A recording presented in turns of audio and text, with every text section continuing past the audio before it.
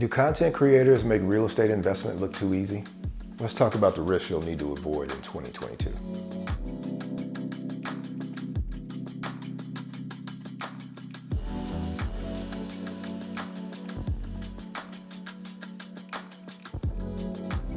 What's up, fellow investors? It's been a while since I've reached out. I've been trying to knock out some projects without having them knock me out.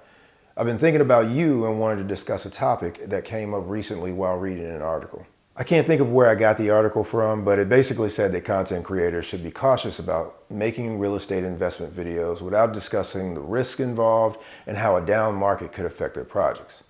They basically mentioned that we only give you the rosy side of the picture of investing without sufficient warning. So today's video is going to tackle some of those risks that you can run into while doing an investment project during this time, such as financing risk, permitting, construction, inflation, and lack of experience. So first, let's tackle the financing risk. If you're walking into a project and have all the cash necessary to get it done, skip this section. If not, stay with me. There may be a day when you get into a project and have it under contract with a lender that you've just gotten familiar with or maybe used before, and suddenly they aren't able to lend on your deal. This could be a liquidity issue or just a deal that doesn't make sense for them to get it through underwriting.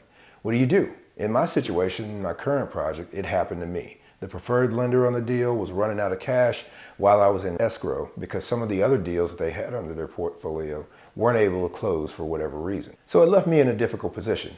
One of the ways you can mitigate risks like this is by having a mortgage broker that deals only in investments or commercial lending. Someone like this will be able to help you hopefully find a new lender with favorable terms to ensure you get your deal done without having to walk away or even losing your earnest money deposit. I'm watering this down considerably, but my advice to you when you deal with real estate investments would be to find a good broker that has numerous contacts that can be called upon in a pinch. This will likely cut down on your paperwork, as the broker has probably had you complete all the documents necessary to be able to apply with any one of the lenders in their network. The big point here is don't put all of your eggs in one basket on the financing aspect of your deal, especially when rates are going up in an attempt to stave off inflation. Lenders will be very risk averse and will be quick to prevent adding a bad deal on their books. The next topic is permitting risk. How well do you know the intake process for a building permit in your market? This is a critical one. There are times when you run into a helpful group of people in your city, but if they're busy, understaffed, or heavily burdened by bureaucracy, then you could be in for a world of hurt. There are a number of issues that can arise when submitting for a permit.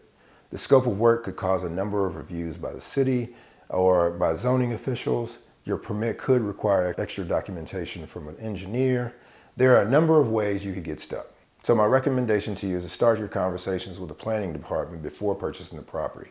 As you select your property, create a rough version of the vision for the project and discuss it with any and everyone in these departments to ensure that you aren't going down a rabbit hole.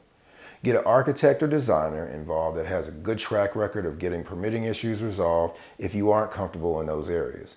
But don't lose sight of the fact that many of the building officials are happy to help you, and your lack of experience could be a saving grace as they'll want to see you succeed. Hopefully. The gist of this topic is ensure you have your ducks in a row or you may never break ground on your project. And trust me, getting caught starting a project without a permit or at least submitting for a permit could put you in jeopardy of fines and additional scrutiny that you don't want. Let's move on to construction risk. This is also a big one. If you don't have the right resources for the job, you could get crushed. If you didn't budget properly, you could be in serious trouble. Nothing ruins a general contractor relationship faster than not having the cash to complete a project. In addition, hiring the wrong guys will hurt you also. If you don't hire the right subs for the job or get the appropriately skilled GC, you'll create more frustration than you'll need during a time like this. Be sure to take a long look at who you plan to get in bed with and make sure you're honest with yourself about what you have in terms of cash to complete the project. With all the home renovations being done by homeowners who are now spending more time at home due to the pandemic, general contractors could quickly let your project fall apart because there's no shortage of work at the moment. Also, be sure that you know your property ahead of time. Know all the issues. This is key because as you get closer to completion, you don't want to have to make a last-minute change that could cause a waste of money or time because you didn't account for defects that weren't initially identified before demo. Inflation and supply chain risk go hand in hand, but they can easily knock you out if you don't plan accordingly. The cost of building materials are all over the place. And it's not just lumber. There are issues with all materials across the board since we've had the pandemic due to the lack of work to produce the materials we need, thus causing increases in the cost of the supply that we do have. Always check lead times on kitchen cabinetry, bathroom fixtures, appliances, and any other items you'll need to order. You might have to spend more money up front to ensure that these items arrive on time before you need them. And don't be afraid of the sticker shock, as you should be able to pass this along to the buyer when the project is finished or through the rental pricing of the unit. This also means if you're relying on your general contractor to secure all of these items, you may want to have conversations about buying these items early or ensure that they have the suppliers to deliver items when needed. This market is moving fast and you don't want to have to do a fire sale on your project because you can't complete it before your cash runs out. You'll hate the results of a situation like that. Lack of experience is the final risk that I'll discuss. If you haven't completed a lot of projects, and especially during turbulent times, you may want to get help. Getting a good partner that has experience is not a bad thing. Finishing a project successfully and splitting the profit is a better outcome than losing everything because you couldn't navigate a difficult situation. Jumping into a project at this juncture without experience could make your first project your last one. Too many unknowns can hit you at once and cause you to lose focus and hope. As long as your business plan for the investment is sound, you should be okay. The market is changing rapidly due to interest rate increases and buyers being fatigued by high prices. Don't get caught up in a bad situation because you didn't take the time to be thoughtful about what you need to do to get to the finish line or find the right support.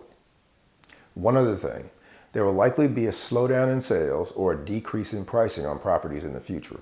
Make sure that you've used conservative numbers for your after repair value in the event that you don't end up with a ton of buyers beating down your door. If you only end up with a couple of offers, make sure you aren't disappointed in your results. Also, don't take on a long-term project right now. If you're likely to be over 180 days out with respect to completion date, be sure that this is the right project for you. Nothing will hurt you more than going through a long-term project and ending it without a profit. I've been there and it's not fun. If you have an agent, get them to show you the latest data each month with respect to days on market, list price versus sales price, and current inventory. If inventory numbers start to creep up, you might be looking at having to lower your price to be competitive. So if you take all these things into consideration, you should be okay. Market volatility is coming, so be sure that you've dotted your I's and crossed your T's on every aspect of your project. In the meantime, stay safe, and I'll talk to you soon.